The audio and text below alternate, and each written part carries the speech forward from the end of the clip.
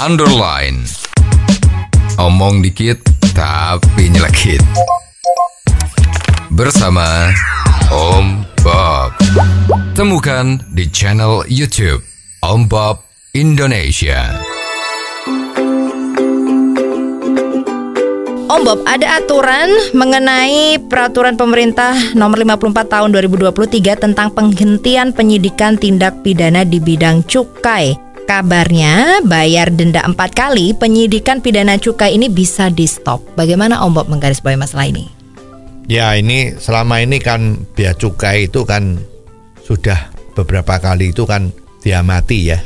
Jadi ada kesan itu lembaga bea cukai itu juga tidak lolos atau tidak bebas dari yang namanya pungli atau korupsi. Terbukti kemarin ada kepala kantor bea cukai di kota di Pulau Sulawesi itu ya, itu kan masuk penjara ya, karena memang terbukti dia melakukan tindakan korupsi atau gratifikasi. Dan ini kan nama baik dari lembaga bea cukai ini kan menjadi sorotan ya. Ya, seperti kalau dulu itu banyak oknum-oknum DPR yang korupsi, kan lembaga DPR itu juga menjadi sorotan. Wah, wakil-wakil rakyat kita kok banyak yang seperti itu gitu misalnya ya. Jadi memang dalam rangka membersihkan, mengembalikan image bahwa bea cukai itu adalah lembaga yang bebas dari korupsi, maka dikeluarkanlah peraturan yang baru saja ini, yaitu bahwa pelanggaran bea masuk dari barang yang masuk ke Indonesia ya, pabean Indonesia dari luar negeri itu, maka dibebaskan, artinya bisa dibebaskan dari tuntutan pidana asal bayar 4 kali. Nah, ada dendanya 4 kali lipat dari biaya masuk yang seharusnya terjadi. Ya. Ini sebetulnya sudah dilaksanakan di beberapa negara. Ya, memang bea cukai itu tugasnya itu kan sebetulnya itu kan salah satunya mencegah terjadinya selundupan barang, betul? Tapi tujuannya bea cukai sesungguhnya itu kan mendapatkan atau menaikkan pendapatan negara ya dari barang-barang impor yang masuk. Ya, jadi sekarang misalnya ini contohnya ya, ada barang yang boleh masuk di Indonesia tapi dikenakan pajak itu, misalnya contohnya di yang sering muncul di televisi itu kan, bea cukai itu kalau di bandara internasional tuh penumpang yang turun kan dicek bawa minuman alkoholnya berapa liter, gitu kan. Nah, menurut ketentuan ya, ini yang sekarang juga masih simpang siur. Ada yang ngomong 1 liter, ada yang ngomong 2 liter, tapi ini kok sepertinya itu nggak jelas ya. Tetapi dari pihak bea cukai bandara itu mengeterapkan ketentuan 1 liter per orang. Ya, kita lihat tuh di televisi itu.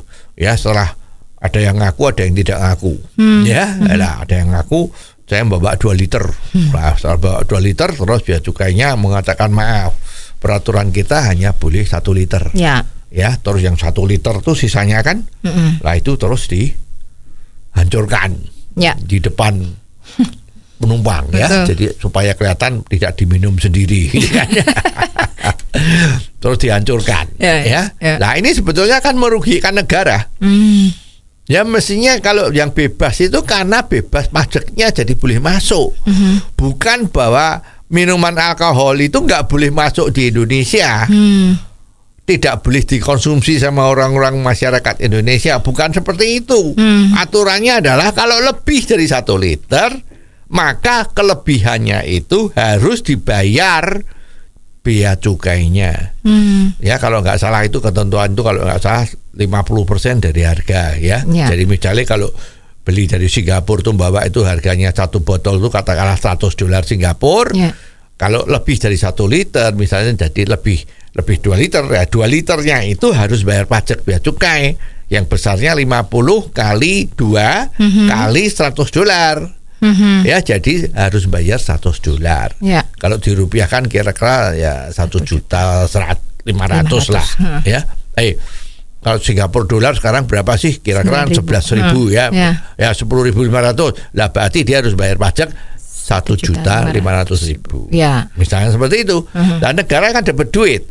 Bukan secara demonstratif botol-botol itu dipecahin di depannya dia. Nah, sekarang pengeterapan yang 4 kali denda ini juga ada. Ceritanya begini, kalau sekarang orang mau mendatangkan barang dari luar negeri, ekspor import itu kan import dari pelabuhan itu kan dia mengisi manifest.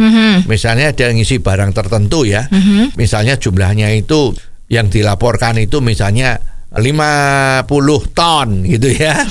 Nah, ternyata barang yang dimasukkan tuh enggak 50 ton, misalnya 150 ton. Nah, ini kan terjadi pemalsuan dokumen kan? Betul. Harusnya 150 kok lapornya 50. Nah, maksudnya tadi itu yang 100 ton ini yang kamu ngapusi ya, yang tidak jujur itu dikenakan biaya cukainya berapa? 4 kali dari tarif yang sudah ada. Jadi ini supaya ya negara dapat duit, bukan lantas yang 100 ton tadi itu terus dimusnahkan. Ini sama-sama rugi. Pemerintah nggak dapat biaya, ini juga pengusahanya rugi. Juga bisa menimbulkan kekhawatiran, apa betul-betul dimusnahkan?